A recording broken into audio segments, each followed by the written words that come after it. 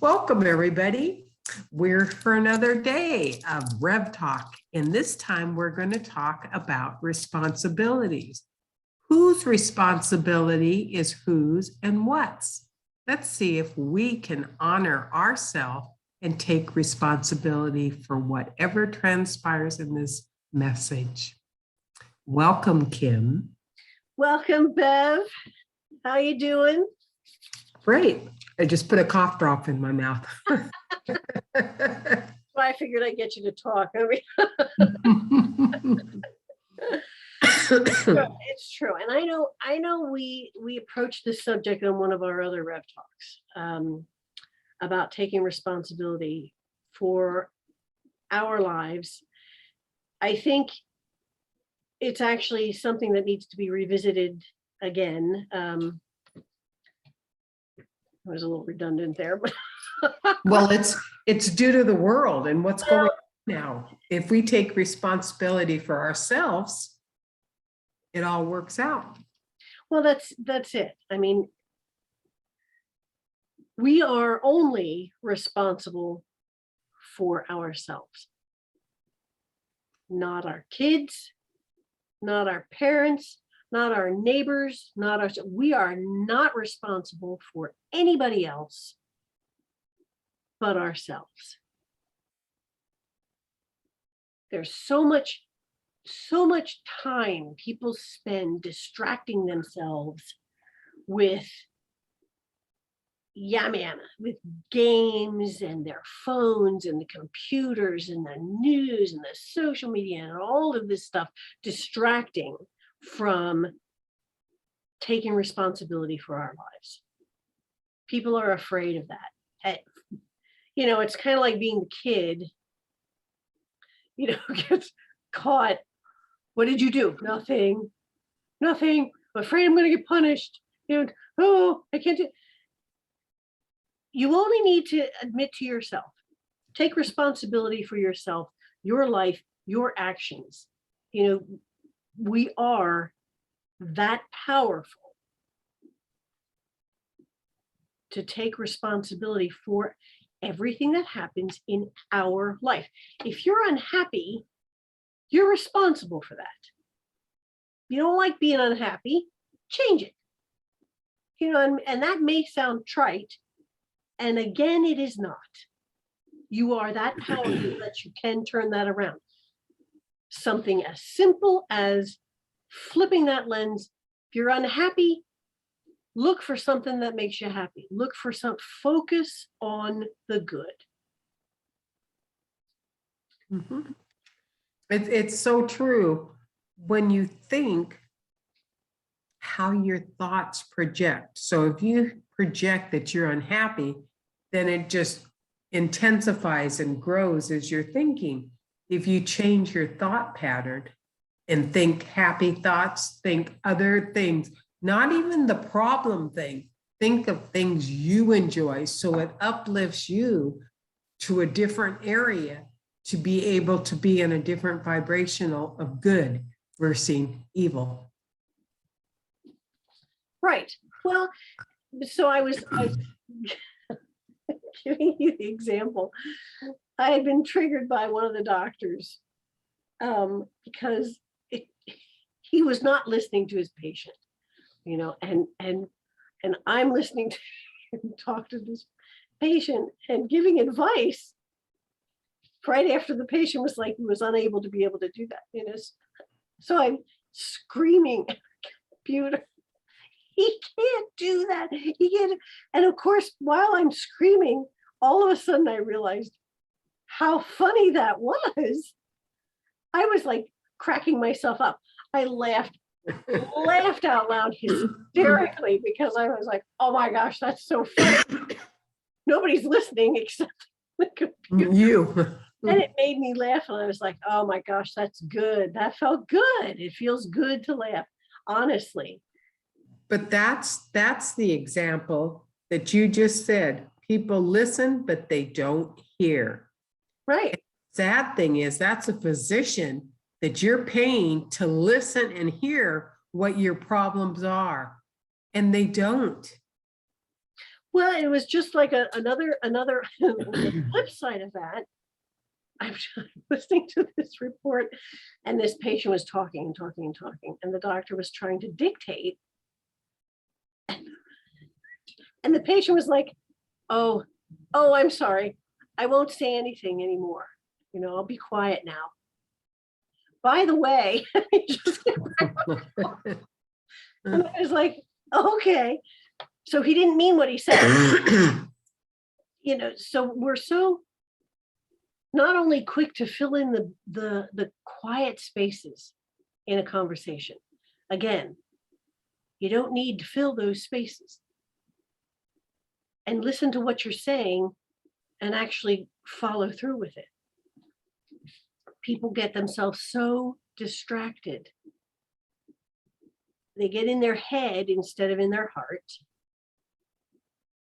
And so they're thinking, I have to say something, I have to do something, I have to,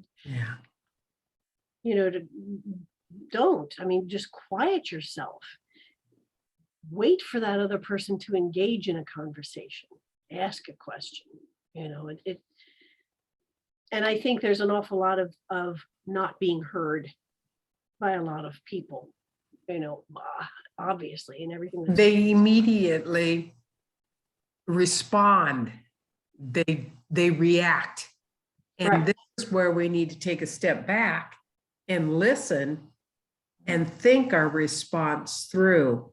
And that just led me into the Ukraine, because everybody is so irate on what's going over there and we have to do something. And you need to take a step back. This is the earth healing itself. It needs to heal itself. We can't heal it. We have other areas that we're working on to better ourselves, to make us complete. And when we take everybody else's problems in and try to solve them, we're distracted from the one main purpose we're here on this earth, to become a vessel of love. And that is our purpose. That's perfect. That's perfect. And as you were saying that phrase that came up that I have said before, there are no mistakes. We are not broken. We do not need to be fixed. I am not broken. I do not need to be fixed. You are not broken. You do not need to be fixed. So many people they take their focus away from themselves and they look at other people. Look at them. Oh, I can help them. Really? Really? Help yourself first. Fix if you feel things need to be fixed. They don't. But go within. Take responsibility for your life and everything that happens in it. And look at why you were thinking that way.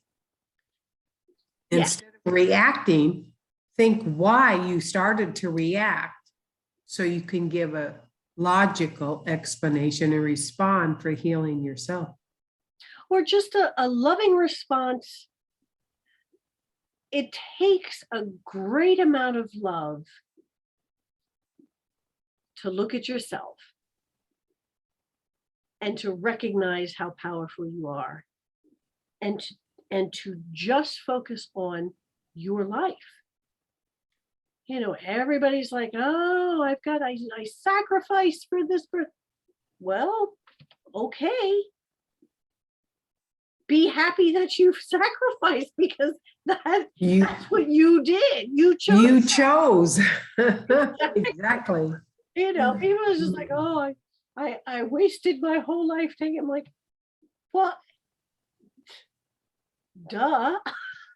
You didn't waste your whole life. That was your choice to make. You made that choice. If you don't like that choice, make a different one. That's right. And people are always like, oh, it's so easy. It's as easy as you make it. That's how powerful we are. That's how powerful we are. We can make it easy. All we have to do is change our thought patterns to what we want. And that's manifestation, which is something that's a trigger for me. I don't want to manifest this. I already am there. I already have that power. So once you realize that and you just honor it, you can do whatever you want, change whatever you want. That is up to you and you alone. No matter what garbage is coming into, well, people say you're wrong. You follow your divine guidance because everyone's is different. Yes. End result is total love for everyone and everything. Yes. That's perfect. That's perfect. It's true. It is very true. It's a matter of, again, that word love, people seem to associate with, just little frilly. Oh, Physical. and it's love is the most powerful force in the universe. Once we start to recognize how powerful love is and how powerful we are, that's where the change comes.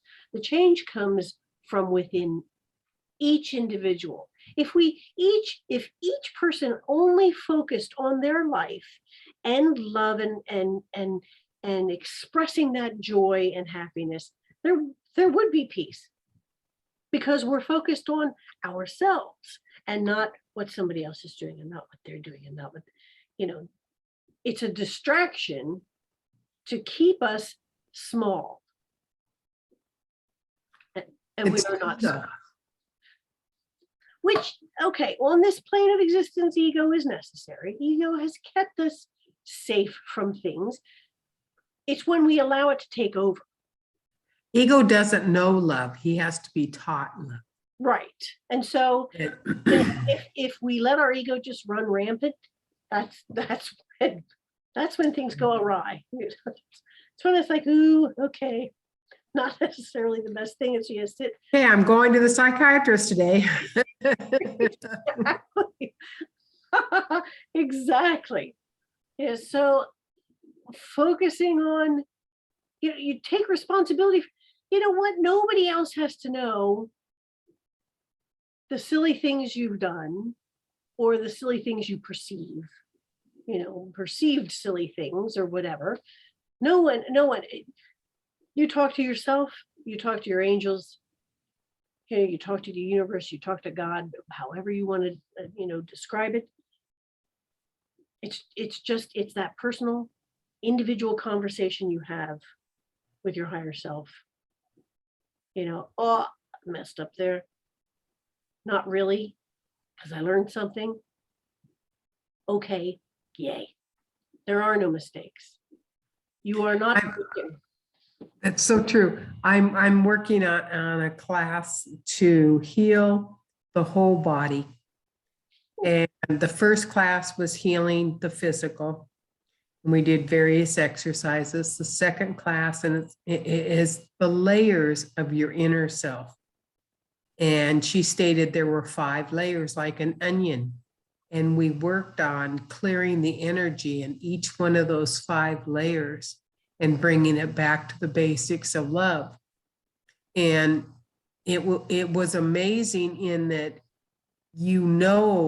those things are there, you are layer upon layers, but to physically work on each spiritual layer or internal layer was the most amazing experience I've ever had, because I could feel the blockage. I could feel the energy increasing and trying to work through. And that's what we're doing here in the physical, is to become whole, become one, all layers.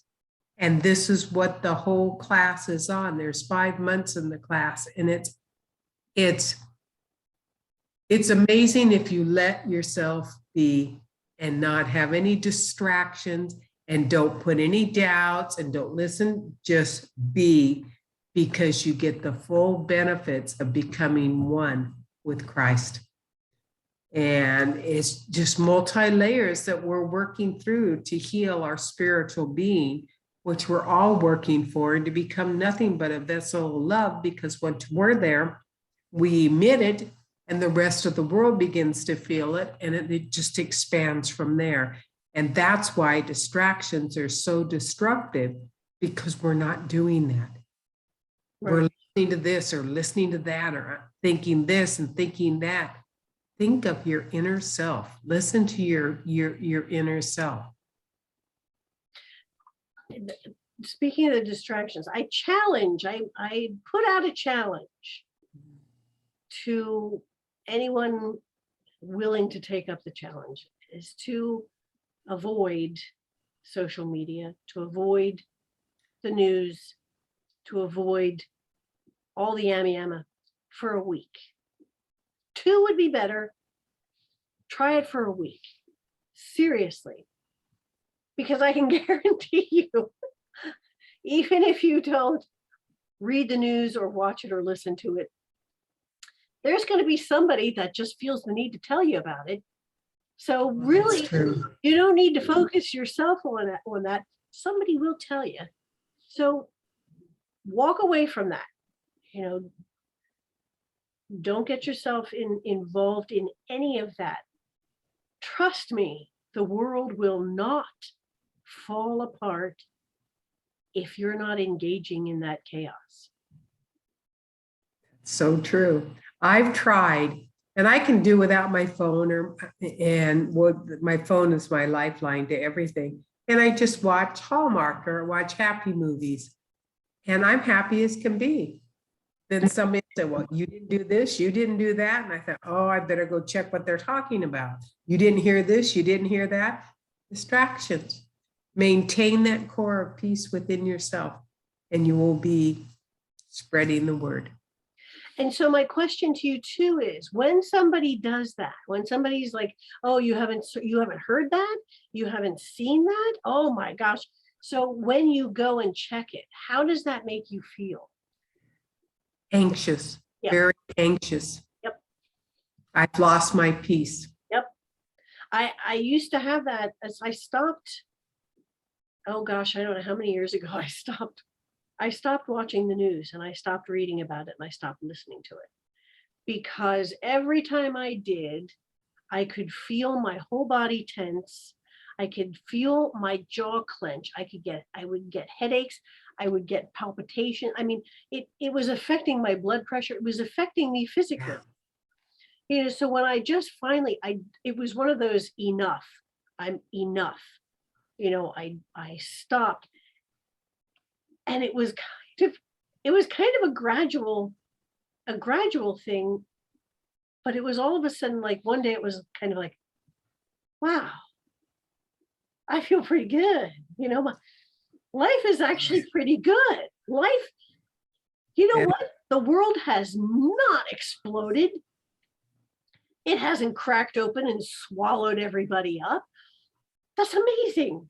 I love it. You know, so yeah. It's so funny because you do feel that, and you feel very euphoric. And then something which I've noticed comes in to be the new antagonist.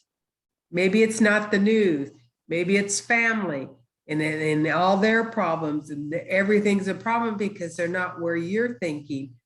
And it's amazing that you can just come back, recenter yourself, and stay in that focus. And that is what we're meant to do, to stay in that focus of love and peace. And I think that's why triggers are important, because they, I know, our favorite topic. Yeah. That's why they are important, though. They're a reminder.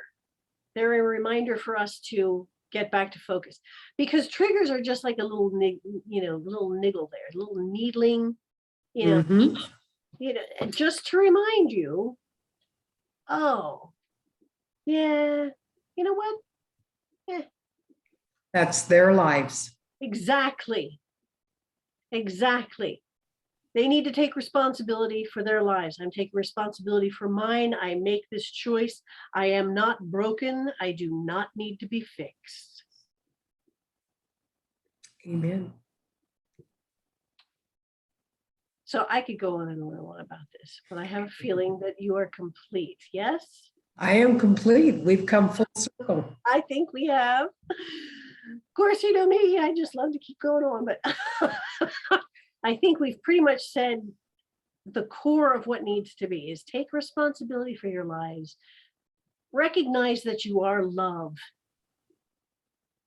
and you are that powerful.